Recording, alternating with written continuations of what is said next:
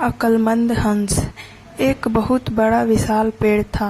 उस पर 20 हंस रहते थे। उनमें एक बहुत सयाना हंस था, बुद्धिमान और बहुत दूरदर्शी। सब उसका आदर करते, ताऊ कहकर बुलाते थे। एक दिन उसने एक नन्ही सी बेल को पेड़ के तने पर बहुत नीचे लिपटते पाया। ताऊ ने दूसरे हंसों को बुलाकर कहा, देखो, इस बेल को नष्ट कर दो। एक दिन यह बेल हम सबको मौत के मुंह में ले जाएगी। एक जुआ हंस हंसते हुए बोला, ताऊ, यह छोटी सी बेल हमें कैसे मौत के मुंह में ले जाएगी? सयाने हंस ने समझाया, आज यह तुम्हें छोटी सी लग रही है। धीरे धीरे यह पेड़ के सारे तनों को लपेटा मारकर ऊपर तक आएगी। फिर बेल का तना मोटा होने लगेगा और पेड़ से चिपक जाएगा। तब नीचे से ऊपर तक पेड़ पर चढ़ने के लिए सीढ़ी बन जाएगी। कोई भी शिकारी सीढ़ी के सहारे चढ़कर हम तक पहुंच जाएगा और हम मारे जाएंगे। दूसरे हंस को यकीन न आया। एक छोटी सी बेल कैसे सीढ़ी बनेगी? तीसरा हंस बोला, ताऊ, तू तो एक छोटी सी बेल को खींचकर ज्यादा ही लंबा कर रहा है। एक हंस बड़बड़ाया, यह ताऊ अपनी अकल का रौब डालने के लिए अंट संट कहानी बना रहा है।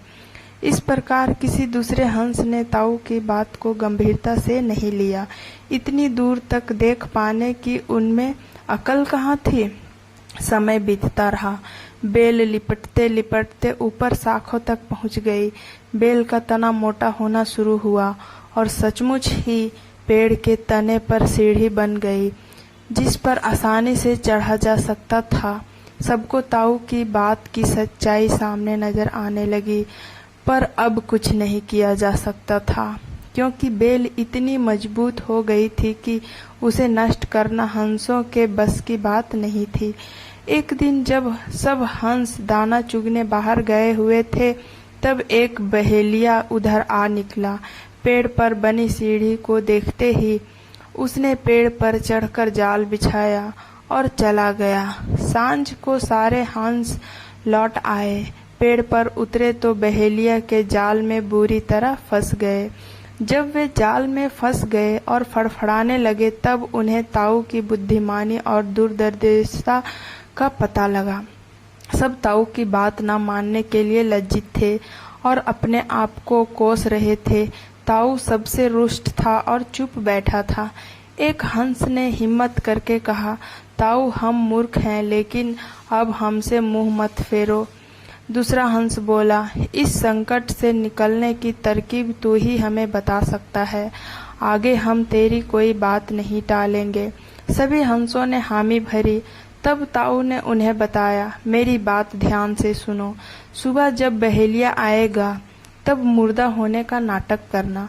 बहेलिया तुम्हें मुर्दा समझकर जाल से निकालकर जमीन पर रखता जाएगा।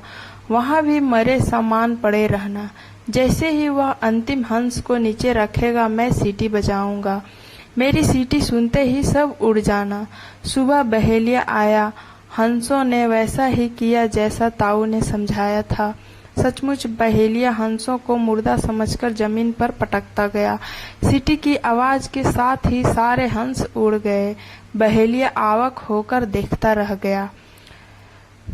शिक्षा। बुद्धिमानों की सलाह गंभीरता से लेनी